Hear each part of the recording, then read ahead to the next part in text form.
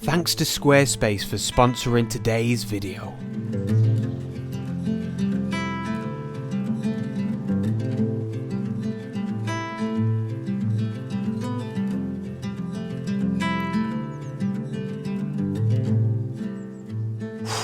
Did you see that? That was a Herdwick sheep. And that is significant because we're not in the Lake District for today's adventure. We're not in Cumbria. In fact, we're in Lancashire. Very, very local, right up in the northern part of Lancashire, right next to Cumbria to be fair, right next to Yorkshire. And yeah, in today's adventure, I'm wanting to try something a little bit different, something that I've never done actually, and that is come out on a photo shoot, and when I get the images home, I'm still going to be shooting in RAW. I'm going to use a preset on all of the photographs. Now, as for my preset, I'm just taking a photograph of some of them sheep. Yeah, it's just one that I've created myself. Something I've been playing around with for a while. I've even given it a name. It's called Luffrig. And as I hope you can tell from that photograph, the colours are a little bit washed out, you know, quite subtle, quiet colours. Quite bright, you know, shadows are brought up a little bit. I've added some sharpness. Bit of a film sort of look, but I've definitely made sure that I've not added any grain, you know, to really go for that film look. That's not something that I want. I still want a nice, clean looking photograph. Oh, wow. It is just gorgeous today. It's just so nice to be out. But yeah, back to the preset. It's just something I've been messing about with. And if you haven't already, I'd absolutely urge you to give it a go. You know, mess about in Lightroom or whatever post-processing software that you use. And just play about with things like sharpness, clarity, grain if you want to. You know, a vignette. Mess around with the colours, of course. It's probably the most important part of a preset. And I think what really appeals to me about... I've never been mad for presets, I'll be honest. I've probably even said it on this channel. Purely because I've always thought each photograph's individual. Each photograph, especially when you're out in the landscape, really requires its own attention. That's just the way I've always thought, and I think I always will think that. I'm certainly not going to change. But what appeals to me is almost like the idea of going out and shooting in JPEG. I don't have to think about post-processing. I'm purely just concentrating on A, the enjoyment of photography, and B, probably just composition. I'm not too bothered about the overall look of the photograph in the sense that I'm going to spend a little while editing each image. I've just got my preset, I've got an idea in my head of how it's going to look, and I'm good to go just out taking photographs. And I really, really like that idea. But as opposed to shooting in JPEG, you've kind of got that backup. If you take an image and you're not happy with the preset perhaps, you can kind of alter it, tweak it a little bit in post-production yourself. In fairness, I suppose you could just go out and shoot in, you know, the JPEG and RAW setting on your camera. But this is something that I've wanted to try out for a while, and yeah, I do like the look of this preset. And I think as well, especially for, I don't know, landscapes like this where you've got, you know, quite a lot of man-made structures throughout your walk. You know, it's not like just being out in the mountains where everything's just nature really, or being in a woodland. This sort of walk where you've got a real mixed bag of things like houses, even sheep are things that I'd generally avoid photographing. You know, the dry stone walls, gates, things like that, buildings, barns. I think a preset for this sort of photography just works really, really well. And do let me know down in the comments, by the way, if you are a preset user. What's your opinion on them? Have you got your own presets made up and things like that? That will be interesting.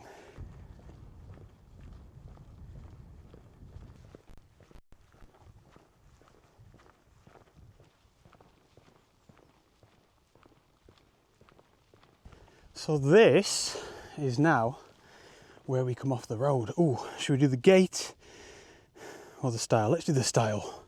Go for a bit of adventure. As long as we've got stones on the other side, we have. But yeah, this is where we come off the road here now. And, you know, I suggest this is where we're going to enjoy the best part of the walk. Now, this kind of splits here, the track. Well, I think, yeah, we need to get to this next gate. But we're going to turn left at this gate. Actually, we don't turn left at that gate, we turn left here. And we go through this little gap in the wall, but we do come back out that way. That's what I was trying to say. We're going on a big, massive loop all the way through this beautiful valley. Hopefully by the time we get back to this gate, we'll have some nice photographs.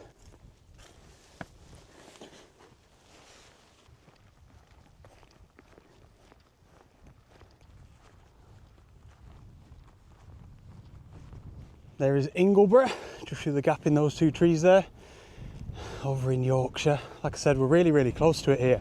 Genuinely, I'd say you'd be in Cumbria in 10 or 15 minutes drive, and you'd be in the Yorkshire Dales, you'd be in Yorkshire in probably 5 minutes, 5 or 10 minutes. And I think probably because of that, close proximity to these sorts of places, you know, world-class landscapes at the end of the day, nobody comes here.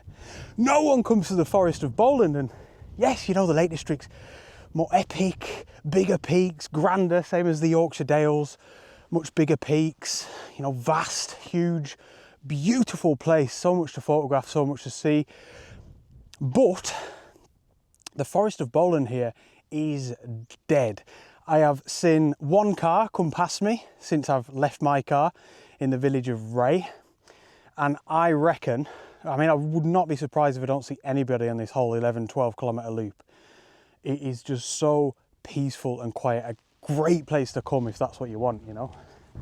So the path is down that way. We just sort of keep following that little tree line there, but it's not usually my sort of thing, but this looks like it might be a bit of an old abandoned barn, something like that. So I think it's worth going to have a look, seeing if there's anything to photograph. It looks really, really cool. Oh, I'll tell you what a gaff conversion that'd be. Imagine a nice big balcony, nice look at the view. Get a look at that. That's unbelievable. I'd say actually it's really hazy today, but back in that direction I'd say you could see some of the fells in the Lake District. Yeah, nice big balcony up there. Visualising it now, and I hot tub over here, why not? Get a bar there, get all your mates around. Oh, amazing. It's a shame that the light's not kind of hitting this side, you know. That's really, it's just full of character, isn't it? With the old kind of weathered doors and, I mean, all of the weathered brickwork and everything. It's really cool. I didn't expect to be using my wide angle much today, but I feel like this is perfect opportunity. So yeah, all day, kind of going along with the theme of I've got a preset, I'm not worrying about post-processing the photographs, just enjoying the photography. I'll be shooting in aperture priority all day as well. Just got my aperture set on. I kind of flick between f5.6 and f6.3. Probably doesn't make much of a difference, but I'll do f6.3 if there's a bit more depth, probably like in this photograph actually. And then let's have a look here. Oh yeah, that's better. Let's make the most of that beautiful light streaming in from behind us over the door. And I reckon something like that in a portrait. Nah, no, I've abandoned that one. I've abandoned the abandoned stables or barn, whatever it was. It just, you ever take them type of photographs where you kind of just, you don't really know what you do, you don't know what your plan is. You're physically just sticking your camera into something that you think looks kind of nice and pressing the shutter button. There's no real thought. It was just like the inside of a barn or a stable. Like it just, yeah, it wasn't really doing it for me. But we shall continue down here where it doesn't look like we can get through. Oh no, there's a little stile there, look. And oh, is this not what it is all about? With your camera out exploring, oh, absolutely quality.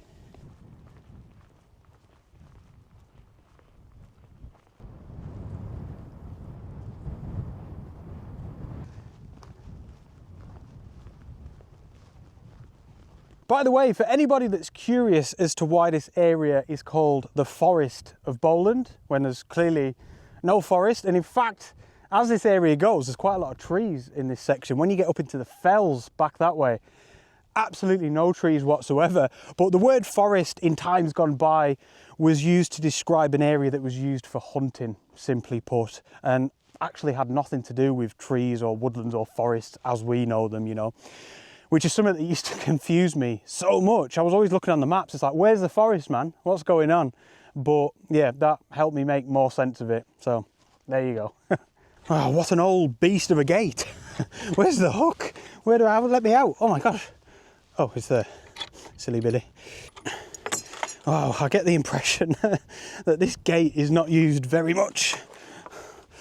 All right, where do we go now? Oh, another horrible looking gate. There's no way I'm going through that one. I can just go around here. Sorry, Mr. Farmer.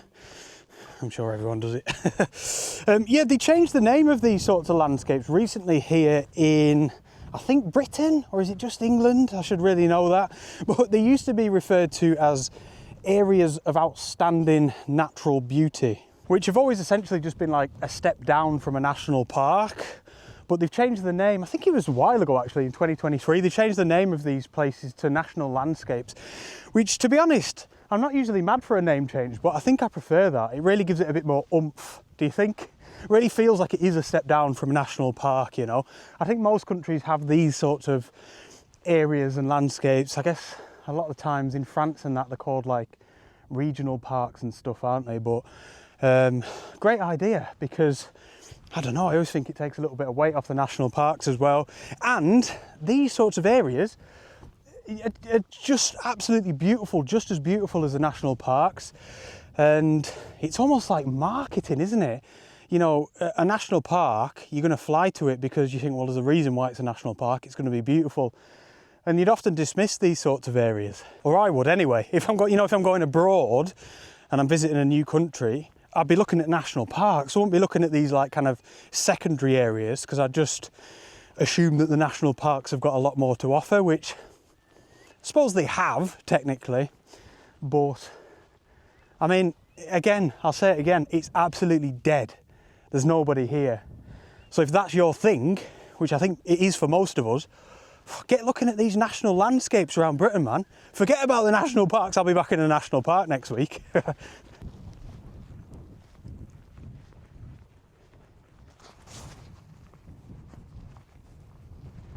So I think for a while now, maybe for another couple of kilometres, we've got kind of this sort of landscape, moorlandy, absolutely beautiful, but I want to get my head down a little bit and get down towards some of the valleys, and in particular get down towards Robendale. And yeah, hopefully there'll be a little bit more to photograph. But yeah, I'm going to enjoy this little section up here out in the sun, the blistering 14 degrees sun of northern Lancashire.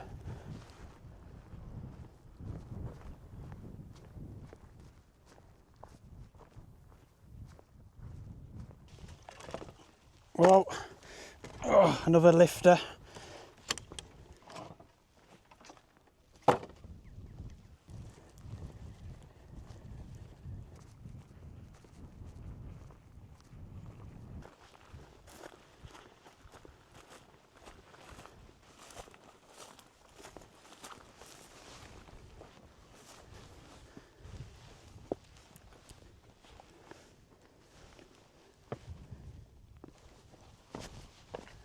So I've just stopped here and I'm going to grab an image, although it's quite bleak and maybe a little bit mundane. Let me know your opinion. I love these sorts of landscapes when it's like this. I'm not saying it makes the photography easy, but I just feel when you do get a few features dotted around, they're really enjoyable to play with the camera. So I've just popped the OM5 into a square crop. And again, just aperture priority here. And yeah, just making the most of these two trees here. Like I say, it's an absolute treat to have some features. And with an otherwise very featureless landscape, they just stand out so well. So, what am I zoomed in at? About 17 millimeters. And I'm just going to make sure that I'm focused somewhere on that first tree. Make sure we're nice and level. And there we go.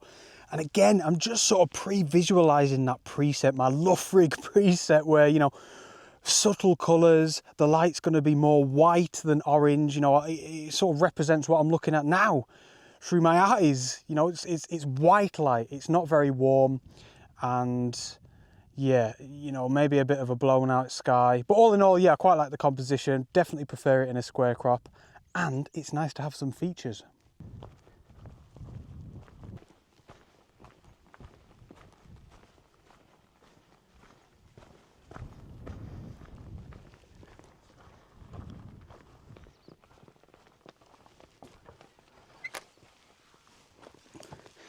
Oh, this is really small. Oh. There we go.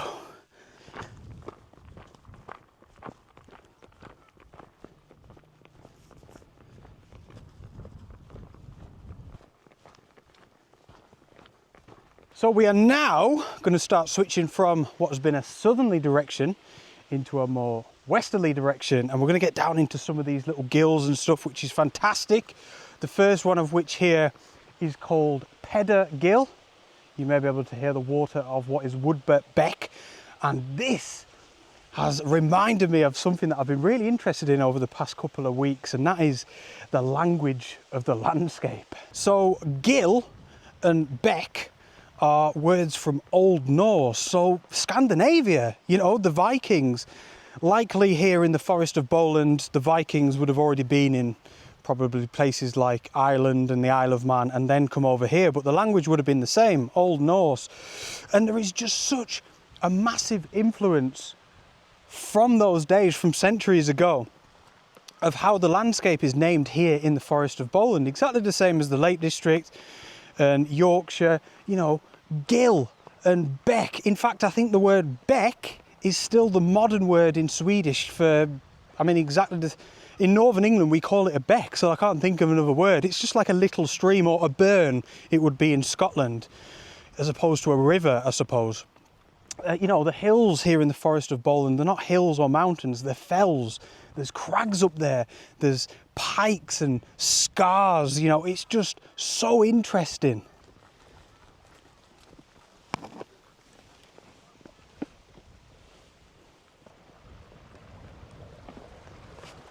And yeah, there are just hundreds of words. When you look on the OS maps, there's a town down here called Austhwaite.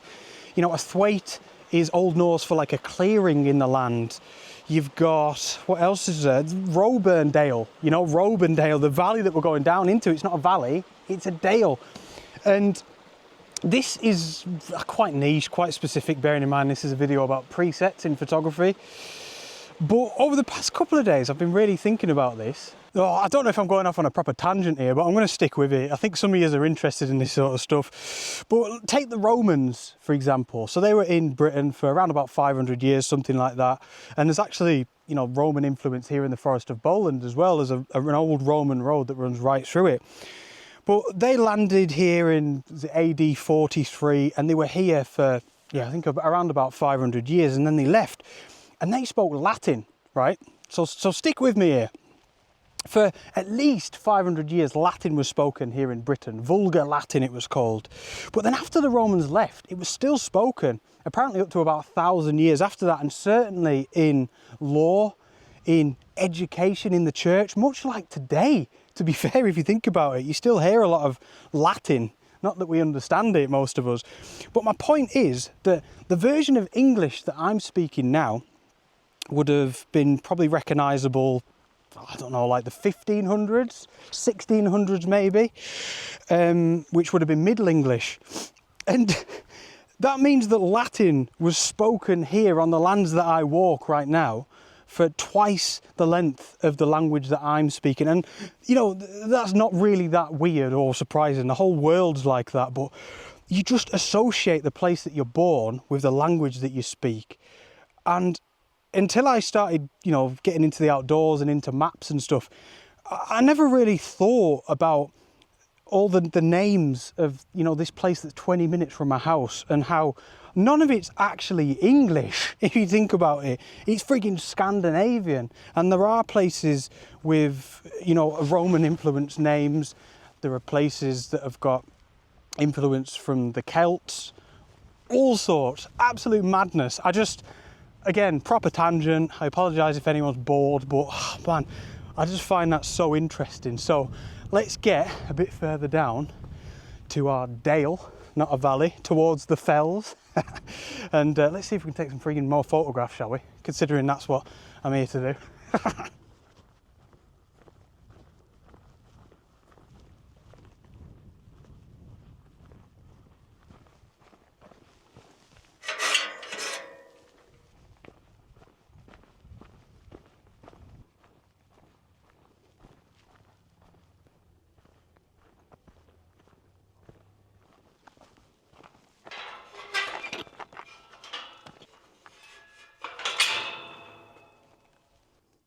Oh, what are those sheep? They're really beautiful. They almost look a little, whoa! I've never seen them before.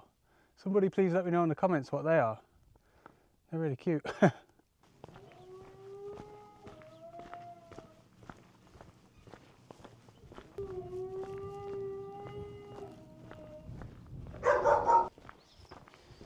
Oh, look at that there.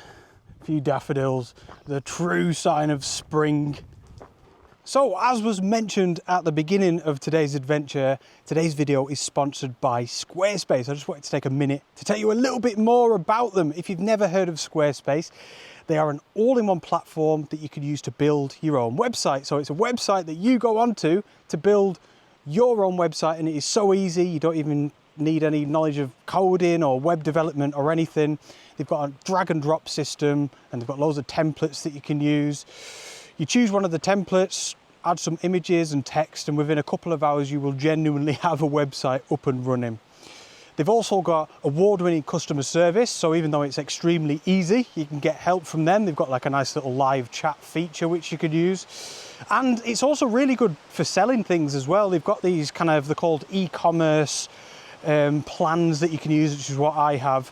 And yeah, if you, as a photographer, you know, if you wanted to try selling prints, I use it to sell my prints and ebooks. I advertise my workshops on there, and I wouldn't be able to run my business without it.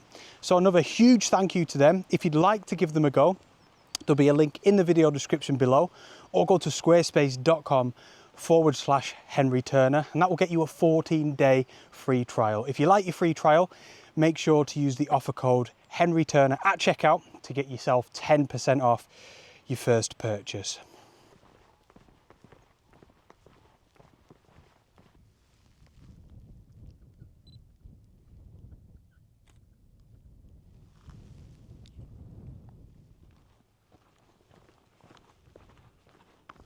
Look at this. Look at this. Bit of noughts and crosses. Should we have a game? Have a game against myself. Tic-tac-toe for my American friends. Oh, let's have a game. As if you didn't know, as if you needed to be told like what it is. Right. Oh, we appear to be missing an X. We'll use that flower instead. Right. How do you play against yourself? You can't play against yourself. I'm a fool. Because yeah, I'll go for that one. Oh no. Oh no. And then obviously he's going to put it there. You'll always draw against yourself, won't you? I really want to make sure I don't lose against myself now. Oh, X has won then, hasn't he? X has won. Because if he puts it there, boosh, X is the winner. That means I won and lost.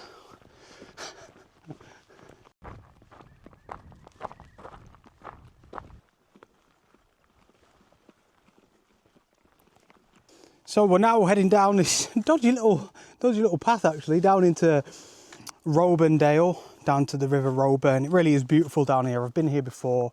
This is where we're going to be able to explore the bluebell woodland. Obviously there won't be any bluebells just yet, but in a couple of months, or a bit less than that actually, probably about a month, hopefully I can come back here and have a bit of a better idea of maybe what to photograph. We'll have a look. I'm just going to keep it nice and chilled out.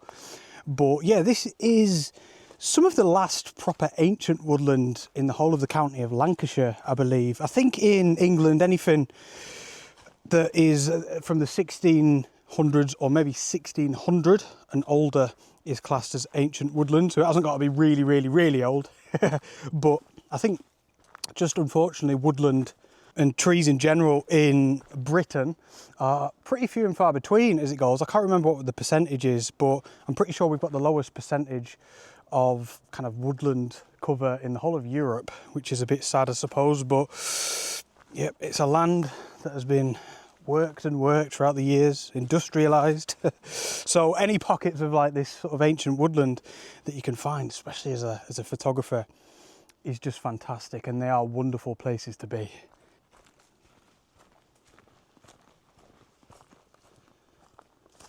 So I don't actually know what this is here. I've been past this a couple of times.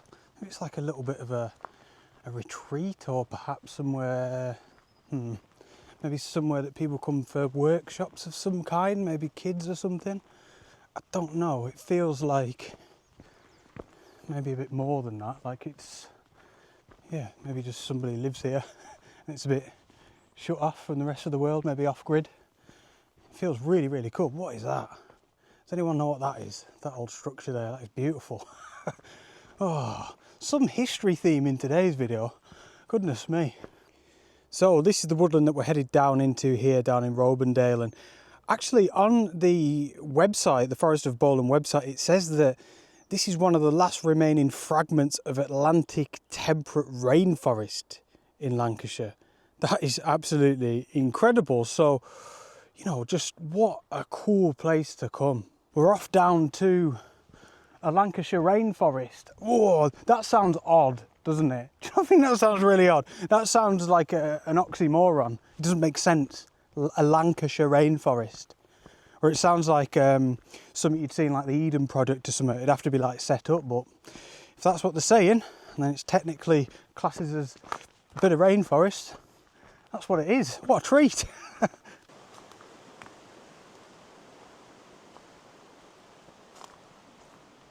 So we're on about 9.5 kilometres now of our loop, and not too far from the car, to be fair. Well, I mean, obviously we've only got another couple of kilometres left, but we're soon, once we come out of this woodland, we're going to be rejoining.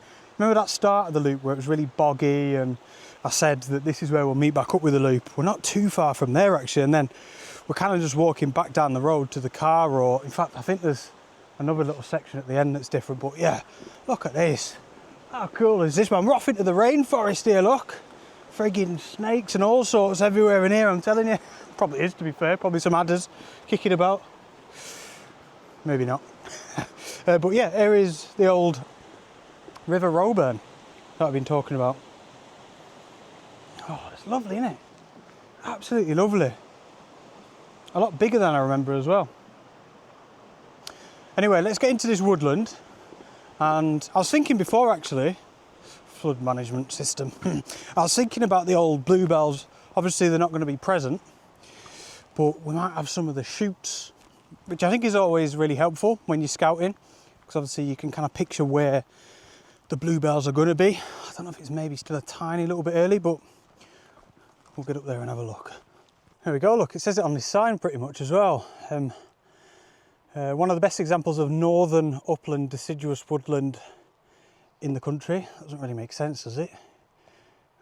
How can you have northern woodland down south? Maybe it means something different, I don't know. It's part of Robindale SSSI, Site of Special Scientific Interest. It is nationally important as it is one of the largest areas of ancient woodland in Lancashire. Sessile, oak, hazel and ash predominantly grow here. You may be lucky to see roe deer, which roam freely within these woods. So cool, man.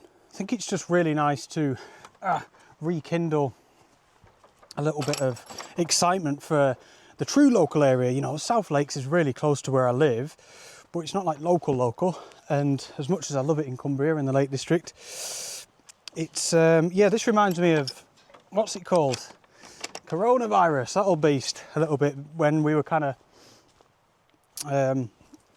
well, I could have gone anywhere. I remember it at the time, actually, obviously with this YouTube channel.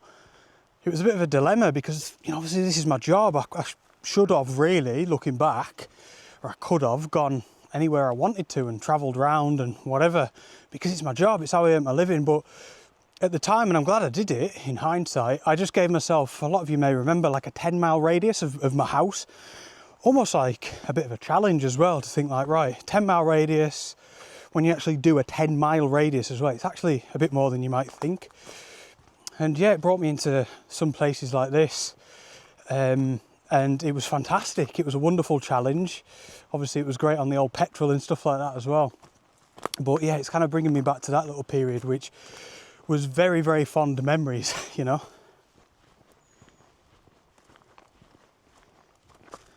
Wow, yeah, look at this. This is all going to be bluebells. See all the green on the forest floor here?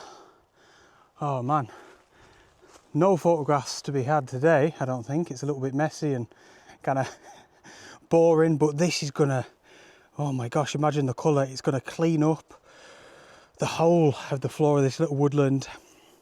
And it's good to get an idea of the light as well, isn't it? So that's the evening light. It'll be coming in from pretty much there. This is why scouting's fantastic, you know, there's all sorts of different things. You know, I'm kind of coming here just to jog my memory of whether or not this was actually a good bluebell woodland. And it's looking frigging good here. I'll tell you what as well, I can smell the wild garlic coming from somewhere. And that is, we've had the site of spring, the first sight, which for me is daffodils, and then the smell of spring, especially ever since I've been into photography, woodland photography, is the wild garlic. Oh man, but yeah, this is going to be an extremely good bluebell woodland. Just coming back to this section here because I want to have a look on the Photo Pills app, which tells us the path of the sun. So you can see there, it's telling us that's where the sun is at the minute. And the sun, oh, that's decent enough, isn't it? Sun's going to rise over there. So there or thereabouts in, what, a month's time? It's not going to be too different to that. The sun's going to be rising up there through here. And I was thinking about, you know, bluebells, woodland photography. I'm going to be wanting to be here in the mornings, you know, when there's a higher chance of fog, and then capturing that beautiful light. So chances are, I mean, providing we're going to be wanting to shoot back into the sun, we're going to be looking more up there. But then obviously, you know, it's quite a big woodland. There's a lot more up that way, and there's a lot more up that way as well. I mean, look at that. But to be fair, ages ago now, oh my gosh, how long would we say? Well, it's this photograph I'm referring to. At least 4 years ago. What are we now, 2025? Oh, no longer than that. Probably, maybe 6 or 7 years ago. Goodness me, man. I haven't got long left. But that's the only bluebell photograph really that I've ever been like proper happy with.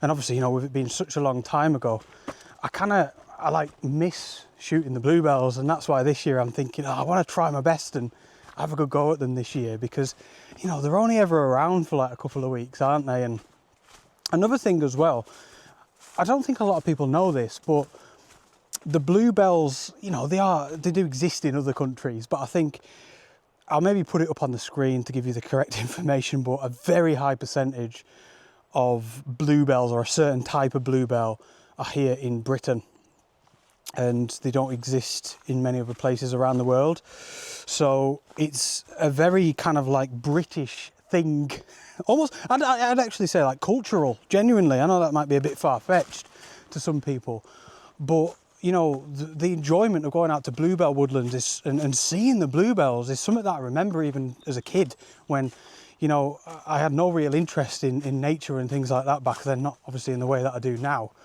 And yeah, I think it's a big part of growing up in this country, obviously in rural places, is the spectacle of the bluebells and even the wild garlic and stuff this time of year.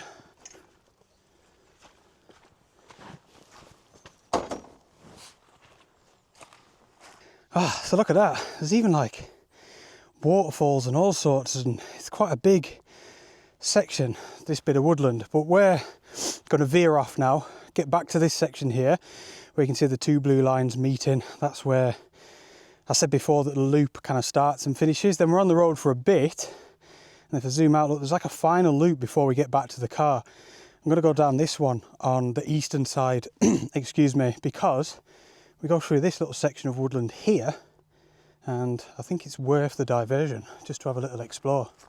But yeah, I feel like this particular woodland deserves, you know, kind of like a whole day on its own as a proper scout, not as part of a big massive 11-12 kilometre loop where you're kind of tired towards the end of it, you know, getting a bit lazy towards the end of it. So I'll certainly come back here, you know, before the bluebells actually come out.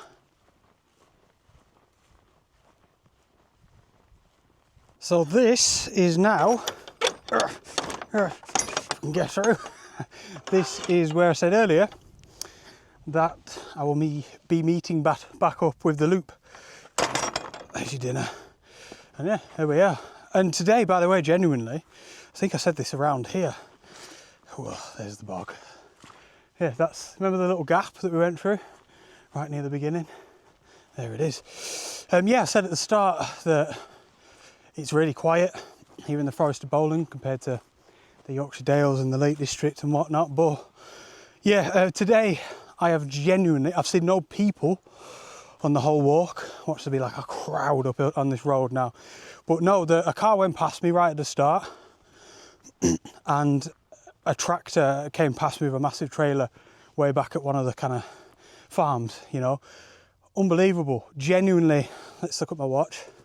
I genuinely haven't seen anybody else. Not even in like, you see like some of the public footpaths go through like farms and people's houses really. Even there I didn't see anybody. 3 hours and 50 minutes. 3 hours and 50 minutes and I haven't seen anyone. I'm going to treat myself this time round and go through the gate rather than the stile. There we go. Right, so yeah, a little bit further down, excuse me, a little bit further down this road that we came up, and we have a slight little diversion, like I said, from the road to get back to the car, but I think it's worth doing because it looks like another little valley, a bit smaller, but another little dale that we go down. There's a river at the bottom, or a beck. I got to speak in the Old Norse tongue, you know, and yeah, it looks like it's worth visiting as per the map anyway.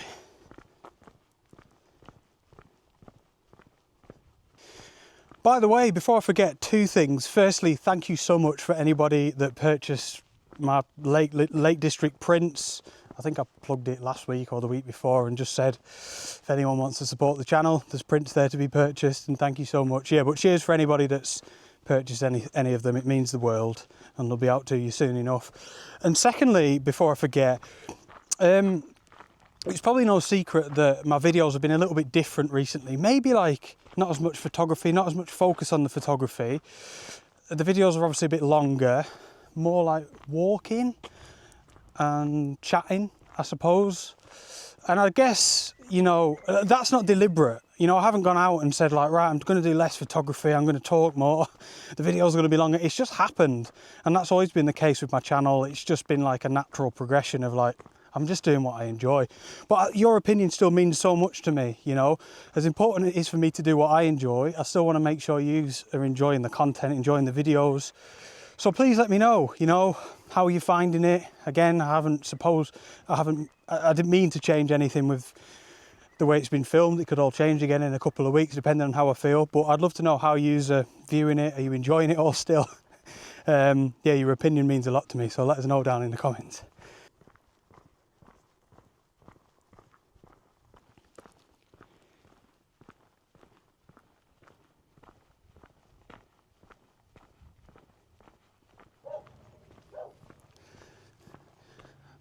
So yeah, I think we photographed that house on the way up, but that's where we came from right at the beginning.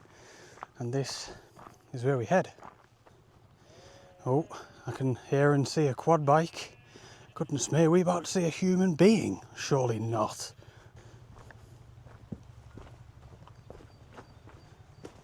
There is as well, ladies and gents. Let me introduce you to the rare Lancastrian in this area.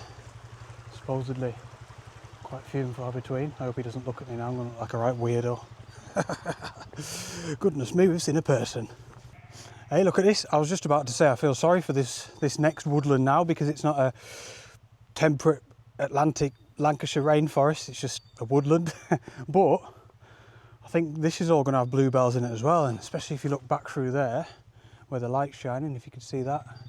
Yeah, it looks like there's going to be a bit of woodland. I was going to say a bit of bluebell action in here as well, which is really cool. Just more opportunity, isn't it? More opportunity, perhaps another option, something else to explore. So yeah, I think I'm going to have to come back to this area and do a proper recce of, I guess, both these woodlands, both of these little dales here really, and just see. I mean, look down here.